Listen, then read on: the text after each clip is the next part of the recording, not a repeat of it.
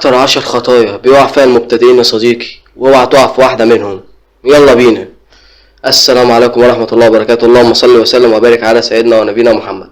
10 غلطات تقريبا مفيش حد بيبدأ يتعلم برمجة في 2025 الا لما بيقع فيهم. طبعا نتيجة الثانوية العامة ظهرت، والف مبروك اللي جاب مجموع، وبرضو اللي ما جابش مجموع الف مبروك. ان شاء الله باذن الله تتعوض، واعرف ان ربنا يهديك على قد جهدك. لو ما اشتركتش في القناة بقى ما تنساش تعمل اشتراك تحت وصلي على النبي. اولا كده، لو انت بقى داخل الكلية او هتتعلم من كورسات مجانية او اي حاجة كده، فعندي ليك 10 غلطات. 10 غلطات جاي النهاردة يا صديقي اقول لك تجنبهم على قد ما تقدر، ولازم تكون ملم بيهم، لان ال10 اخطاء دول لو عملت واحدة منهم تأكد ان انت مش هتعرف توصل لليفل كويس. رقم واحد وهو التنقل بين لغات البرمجة. يعني ايه التنقل بين لغات البرمجة؟ يعني واحد قبل ما يتعلم الاساسيات عمال ايه اللي هو ايه بيسلي وقته، شوية بايثون، شوية جافا سكريبت، شوية سي بلس بلس، شوية اس كيو ال، عمال ايه يسلي نفسه في لغات البرمجة، وطبعا مش هيوصل لاي حاجة لان هو ما فهمش الاساسيات. افهم اساسيات لغة واحدة لان هي اللي بيبني عليها جميع لغات البرمجة. هتقول لي طب وايه هي اللغة ديت؟ اقول لك انا كنت عامل فيديو لافضل لغة برمجة، كنت قايل لك امتى تختار بايثون وامتى تختار سي بلس بلس. لو عايز اكتب لي تحت في التعليقات هبعت لك اللينك بتاعه لحد عندك. فان انت تختار لغة وتمشي عليها وتفهم بيها اساسيات البرمجة صح لازم تبدا بيها. تقول لي طب ما تقول لي كده سريعا في الفيديو. اقول لك لو دماغك حلوه وشايف نفسك ان انت هتستحمل التفكير المنطقي الجديد عليك، فانا بنصحك ان انت تبدا بسي بلس بلس. لو انت قاعد شايف نفسك ان انت دماغك هاديه وعلى قدك كده وبيشا لا خلاص خش ابدا ببايثون، وديت اللي انا بنصحك بيها واللي انا كمان برضك شخصيا بدات بيها. فبايثون هتكون مهمه جدا ليك يا صديقي، فانصحك ان انت تبدا ببايثون، ما تبداش باي حاجه تانية. انت واحد عايز تبدا بسي بلس بلس، خلاص شوف انت دماغك حلوه هتستحمل تفكير منطقي جديد عليك، خش ابدا ببايثون. رقم 2 يا صديقي وهي ان انت ما بتدونش ملاحظات. واحد قاعد بيتفرج اكنه قاعد بيتفرج على فيلم او قاعد بيتفرج على كرتون، قاعد ما بتدونش ملاحظات. لازم يا باشا يكون معاك سكتش وقلم، مش مجرد ان انت بتطبق تطبيق عملي وخلاص، لا لازم كل حاجه تكتبها علشان خاطر لو جيت انتقلت لمصدر تاني تبقى عارف انت خدت ايه. لا انا خدت هنا الفاريبلز وخدت هنا الفانكشن، يبقى انا كده فاضل لي كذا وفاضل لي التكرار، فاضل لي واحد. ليه؟ انا كده دونت ملاحظات، احسن ما اروح كل شويه الكورس وافضل اعيد فيه بنفس الاول. الكلام دوت مش هينفع. رقم 3 يا صديقي وهي ان انت يكون عندك هدف واضح. ما ينفعش تخش تتعلم برمجه لما يكونش عندك هدف. في ناس بيخشوا انا داخل عشان خاطر المستقبل، انا داخل علشان خاطر الفلوس، انا داخل علشان خاطر انمي عندي فكره التفكير المنطقي، انا واحد داخل علشان خاطر اعمل لنفسي لعبه وما اروحش احمل اي حاجه من بره. كل ديت اراء تحترم جدا، فايا كان هدفك لازم يكون عندك مسار واضح، مش اللي هو التشتت اللي هو انت كل شويه عمال تبدل مره كده ومره كده ومره كده. لا لازم يكون عندك مسار واضح ان انت تمشي عليه، عشان خاطر لو مش عندك مسار انت تقريبا مش هتعرف تتعلم اي حاجه. لازم يكون عندك مسار. انا مثلا هتعلم مثلا مجال الفرونت اند والباك اند، يبقى انا كده هتعلم اتش تي ام ال وسي اس اس وجافا سكريبت وبايثون، وهتعلم حاجات كتير. لا خلاص دول الاولويات، وهبدا بالاساسيات وهبدا بكورس سي اس 50. خلاص دولت الاساسيات اللي انا همشي عليهم عشان خاطر اكون فرونت اند ديفلوبر. طيب دول كده ان انت يكون عندك هدف واضح، فتراجع معايا الثلاثه دول سريعا كده عشان خاطر مهمين جدا جدا جدا. فلازم يكون يا صديقي عندك هدف واضح. رقم 3 وهي التنقل، لا سوري يعني رقم 4 التنقل بين المصادر. وايه هي فكره التنقل بين المصادر؟ ان انا دلوقتي ما عجبنيش مصدر كل شويه عمال اغير.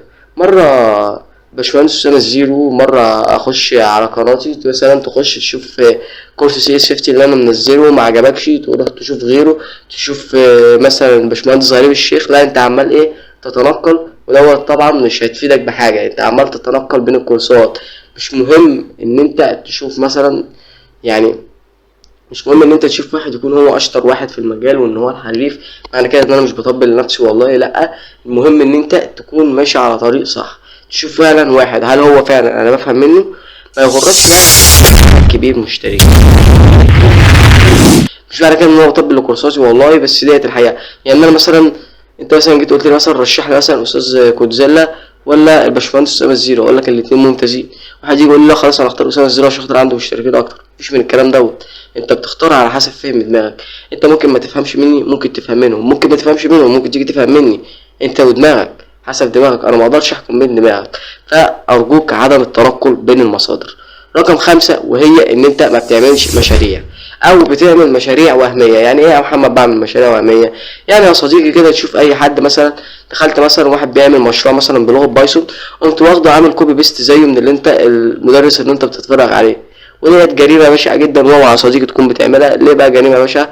لان انت ببساطه عمال تنقل، انت ما بتشغلش دماغك. ما تشغل دماغك، جرب ان انت تعمل مشروع بنفسك، جرب ان انت تعمل لعبه بنفسك وشوف هل انت فعلا هتجيب معاك ولا لا. فعلا لازم تعمل مشاريع بنفسك، مش مجرد واحد قاعد عمال يتفرج ويعمل مشاريع حسب ما الناس بتعمل. لا، شغل نفسك وحط مشاريع عندك على الجيت هاب علشان خاطر لما تيجي تشتغل، لان ديت فرصتك من الصفر للاحتراف. بينا على رقم 6. رقم 6 يا صديقي، ودوت اللي انت لازم تعرفه، ان الكمبيوتر غبي جدا فوق ما انت ما تتخيل. يعني ايه الكمبيوتر غبي جدا فوق ما انا ما تتخيل؟ يعني الكمبيوتر بينفذ اللي انت بتديهولك بالحرف. يعني انا لو جيت قلت لك اعمل لي برنامج وكتبت حرف كابيتال بدل حرف سمول، هيطلع لك نفس النتيجة اللي انت كتبتها وهيطلع لك نفس الخطأ. هتقول لي يعني انا ممكن اقف في 100 كود على حرف كود واحد؟ اقول لك ليه؟ الكمبيوتر غبي فوق ما انت ما تتخيل. يعني اقول لك عامل زي ايه؟ يعني شفت الحمار؟ الحمار لو سبته هو بيعرف يصرف نفسه عنه، يعني فاهم حاجة؟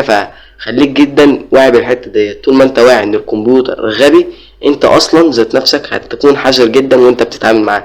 فراعي ان الكمبيوتر غبي وان انت لازم تديله الاوامر كلها. فنصيحتي ليك راعي الحتة ديت. بينا على الخطأ السابع.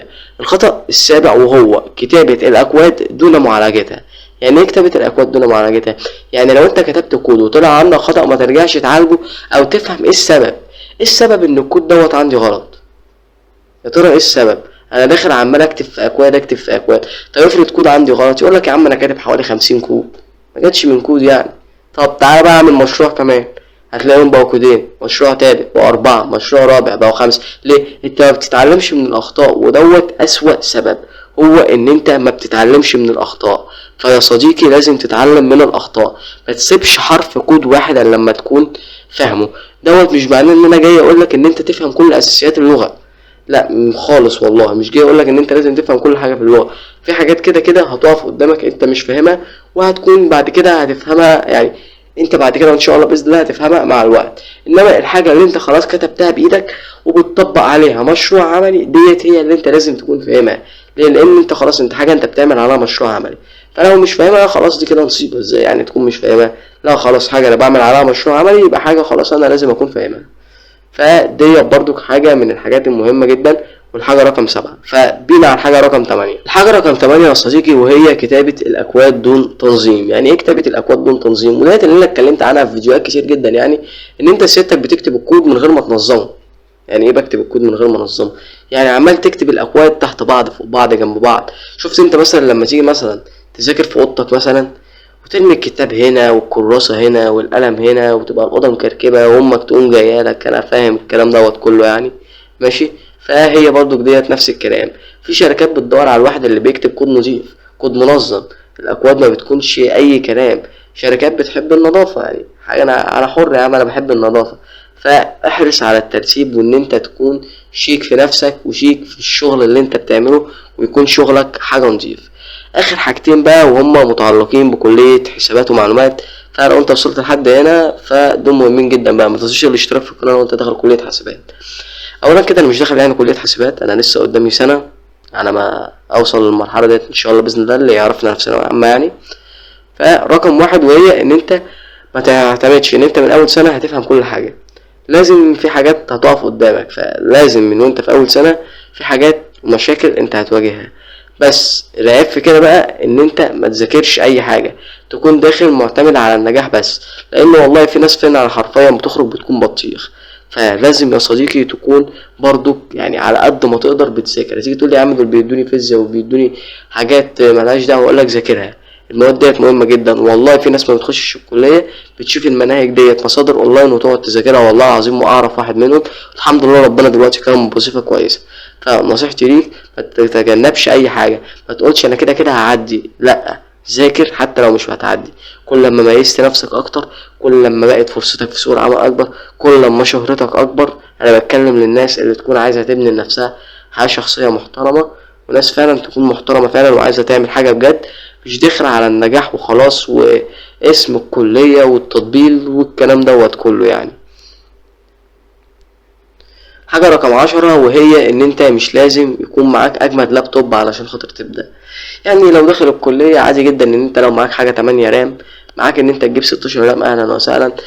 فمش لازم يعني ان انت مثلا تكلف الاف وطقطهم، فاي حاجة والله هتشغلك جدا وهتكون كويسة معاك جدا وهتنفي بالغرض. ومش لازم مثلا يعني اللي انت داخل الكلية تجيب احسن تليفون والكلام دوت كله، مش لازم يعني خالص يعني. ممكن مرة ما تروح تستثمر في تليفون مثلا ب20,000 جنيه ولا ب30,000 جنيه، روح ادفعهم في لابتوب محترم يعيش معاك ويكمل معاك ال4 سنين. فدول كده كان أهم 10 أخطاء بيقع فيهم أي مبتدئ. ممكن تقسم الفيديو وممكن تسمع كل خطأ لوحده وتتعمق فيه أكتر وتشوف ليه أنا قلتلك إن دوت خطأ، وتشوف برضو من غيري وتسمع من غيري، ما تسمعش مني أنا بس. أكيد كل واحد هيكون عنده آراء مختلفة. فلو وصلت لحد هنا بقى ما تنساش الاشتراك في القناة عشان خاطر بقية الكورسات إن شاء الله بإذن الله هتنزل. والسلام عليكم.